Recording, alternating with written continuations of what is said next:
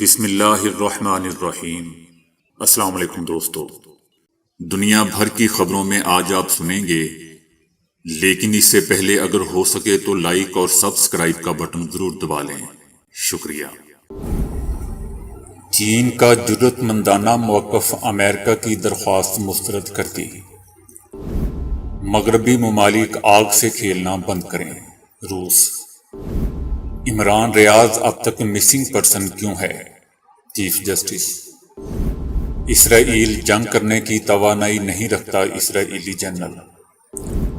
Imran Khan JIT کے سامنے پیش نہیں ہوئے۔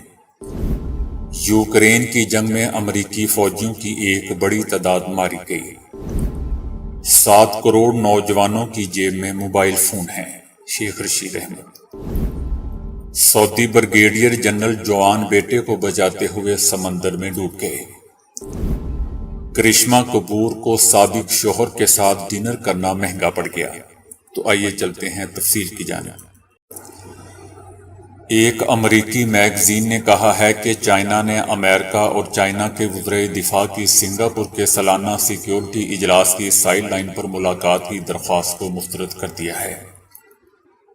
اخبار وال سٹریٹ جرنل نے پینٹاگون کا حوالہ دیتے ہوئے کہا ہے کہ امریکہ نے اس ماہ کے آغاز پر وزیر دفاع لائیڈ آسٹن اور ان کے چینی ہم منصب کے درمیان سنگاپور میں ہونے والے سیکیورٹی فورم اجلاس کے موقع پر ملاقات کی درخواست کی تھی، لیکن چائنا نے امریکہ کو مطلع کر دیا ہے کہ یہ ملاقات نہیں ہو سکے گی۔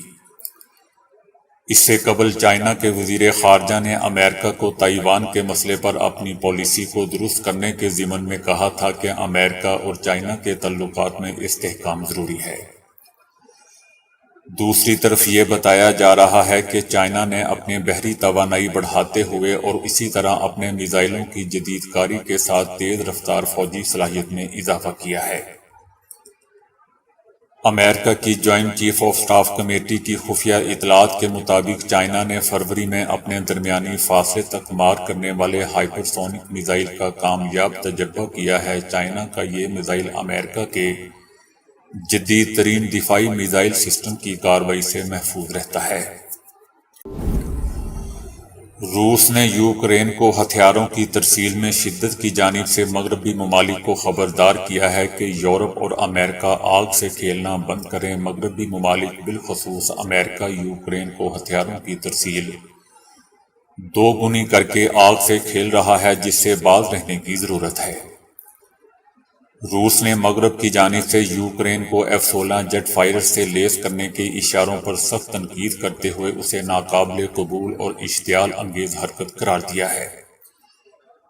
دوسری جانب یوکرین نے دعویٰ کیا ہے کہ یوکرینی پائلٹوں کو F-16 کی ٹریننگ دینے کا سلسلہ شروع ہو جائے گا۔ یوکرین پہلے ہی یہ دعویٰ کر چکا ہے کہ اگر ہمیں 48 F-16 جیٹ فائٹر دے دیے جائیں تو ان کی مدد سے جنگ کو ختم کیا جا سکتا ہے۔ روس کا کہنا ہے کہ معیشت ہو یا حکومت، مغربی ممالک نے ہر محاذ پر روس کے خلاف جنگ چھیڑ دی ہے۔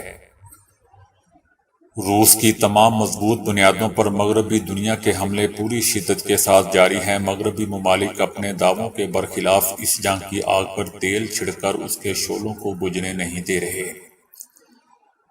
جس کا البتہ پہلا اثر خود ان ممالک کی معیشت اور عوام پر ہی مرتب ہو رہا ہے۔ روس کا کہنا ہے کہ مغربی ممالک ایک جانب روس کے خلاف پابندیوں کا اعلان کرتے پھر رہے ہیں تو دوسری جانب مختلف طریقوں سے اپنی ہی عائد کردہ پابندیوں کو بائی پاس کر کے ہم سے تیل اور گیس خرید رہے ہیں۔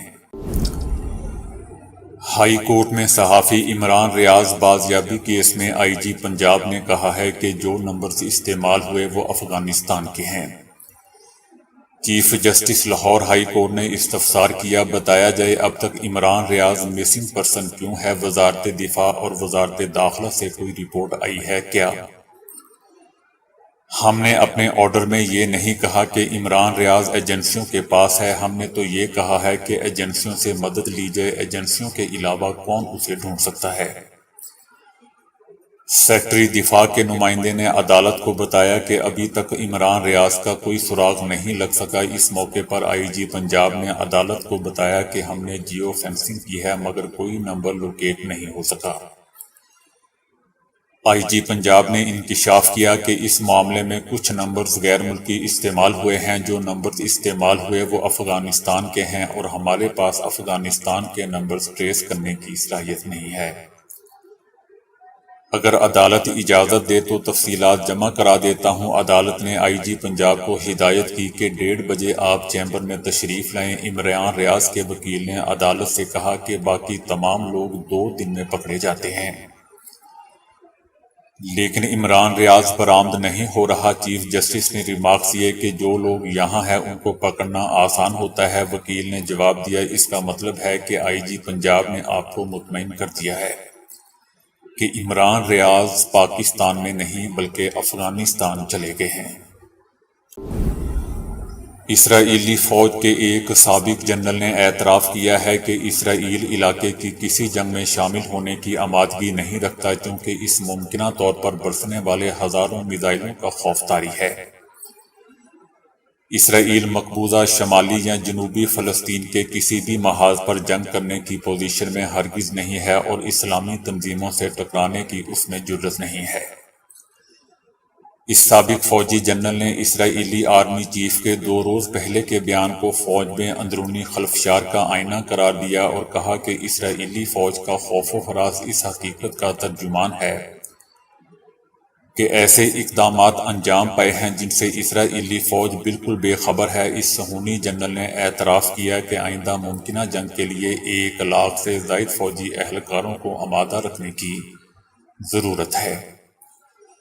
اسلامی تنظیموں نے کہا ہے کہ صہیونی حکومت اگر یہ سمجھتی ہے کہ آئندہ جنگ صرف فلسطینیوں اور یا لبنانیوں کے ساتھ ہوگی تو اسے سخت مغالطہ ہے، بلکہ اسرائیل کی ہر سرحد پر جنگ ہوگی۔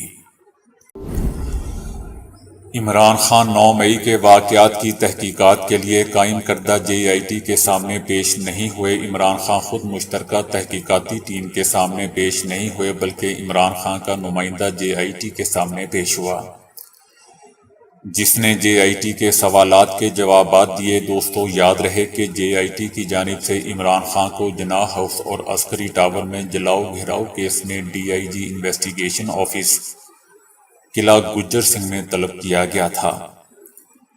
9 مئی کے واقعات میں پنجاب حکومت نے تقریباً 10 مختلف JITs بنائی تھیں۔ یوکرین کی جنگ میں امریکہ اور یورپی ممالک کے اعلیٰ کار بڑے پیمانے پر مارے گئے ہیں۔ واشنگٹن پوسٹ کی رپورٹ کے مطابق یوکرین کی جنگ میں اب تک 16 سابق امریکی فوجی مارے گئے ہیں۔ امریکی صدر جو بائیڈن اور دوسرے امریکی حکام کے کہنے کے باوجود وہ اپنی ذاتی حیثیت سے یوکرین کی جنگ میں شرکت کرنے کے لیے یوکرین گئے تھے۔ اس سے قبل روس نے کہا تھا کہ یوکرین کی جنگ میں 2500 سے زائد غیر ملکی یوکرین کا ساتھ دینے کے لیے یوکرین پہنچے ہیں۔ دوسری طرف روس کے صدر نے یورپ کے کنونشنل فورس کے معاہدے CFE سے نکلنے کے قانون پر دستخط کر دیے ہیں۔ صدر پوٹن نے اس معاہدے سے نکلنے کے قانون کو منظور کر لیا ہے۔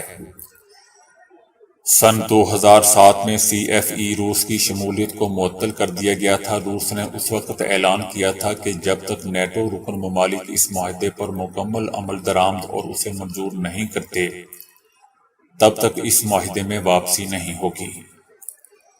روس اس سے پہلے یہ بھی کہہ چکا تھا کہ سوویت یونین کے دور کے وارسا معاہدے کے رکن ممالک کو نیٹو میں شامل کرنے سے یہ معاہدہ کمزور پڑ جائے گا۔ اس معاہدے کے تحت یورپ کے اہم عام ہتھیاروں پر بعض پابندیاں عائد کی گئی تھیں اور اضافی ہتھیاروں کو ختم کرنے پر اتفاق کیا گیا تھا۔ شیخ رشید احمد کا کہنا ہے کہ جب ڈالر 312 روپے کا ہوگا اور 18 لاکھ آٹے کے تھیلے رمضان میں غائب ہوں گے تو لوگوں کو سمجھانے کی ضرورت نہیں پڑے گی۔ 7 کروڑ نوجوانوں کی جیب میں موبائل فونز ہیں جو اپنا فیصلہ خود کرنے کا شعور رکھتے ہیں، جنہیں بیوقوف نہیں بنایا جا سکتا۔ شیخ رشید احمد نے کہا ہے کہ کل ایک قانون نافذ العمل ہوا ہے جس سے مائنس عمران خان اور پلس نواز شریف فارمولہ وجود میں آ سکتا ہے۔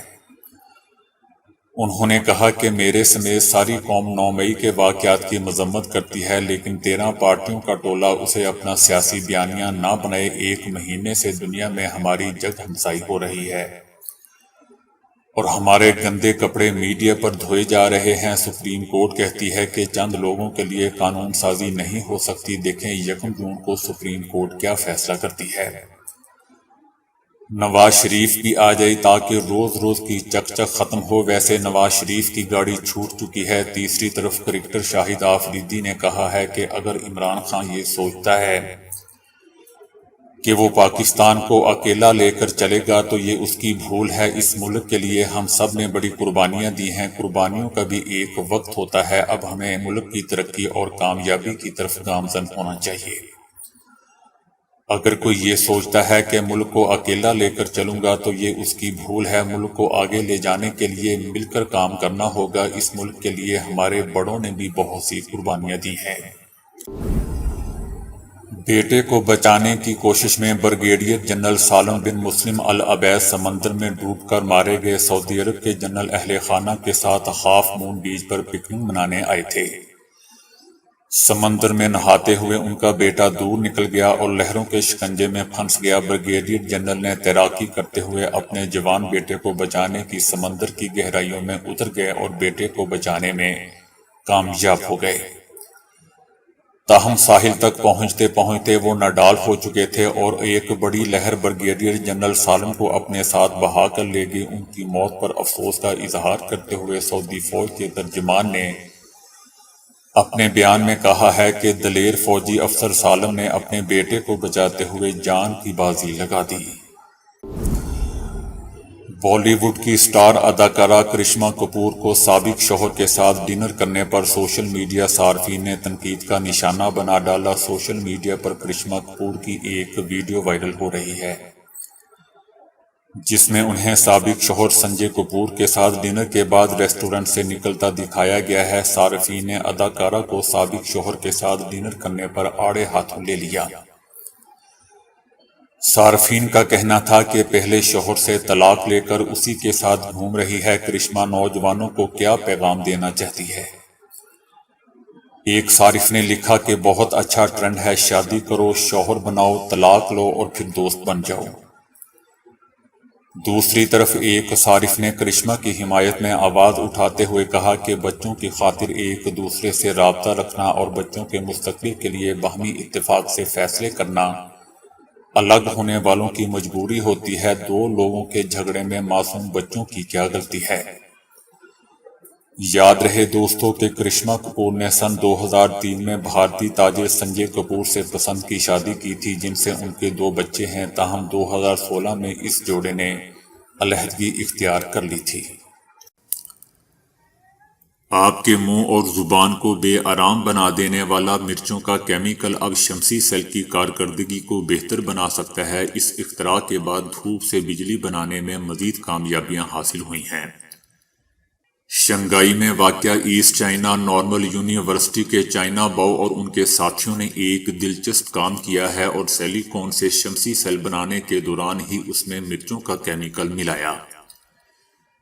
اس کے بعد الیکٹران قدرے آزاد ہو کر آگے دوڑنے لگے اور سولر سیل کی افادیت میں اضافہ دیکھنے کو ملا۔